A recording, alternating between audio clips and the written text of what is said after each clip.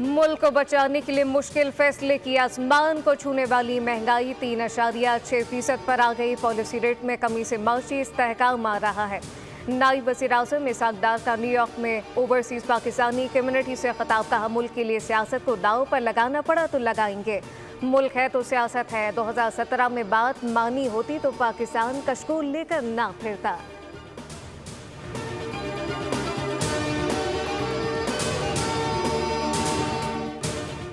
पाकिस्तान, चीन और अमेरिका के दरमियान पुल का किरदार अदा कर सकता है। भारत को चीन के मुकाबले में लाने से खत्ते में ताकत का तवाज़ुन बिगड़ेगा।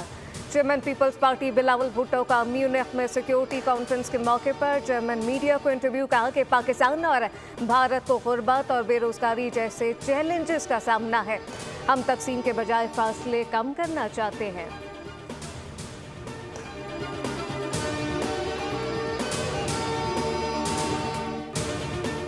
वज़ीर आज़म शहबाज शरीफ की ज़ेर सदारत वफाकी काबीना का इजलास आज होगा। मुल्की सियासी और माशी सूरत हाल पर गौर होगा।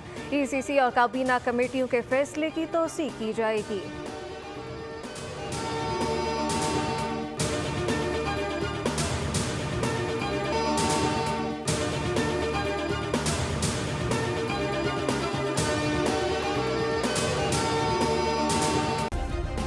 सब्सक्राइब करें और बेल दबाएं ताकि कोई खबर रह न जाए।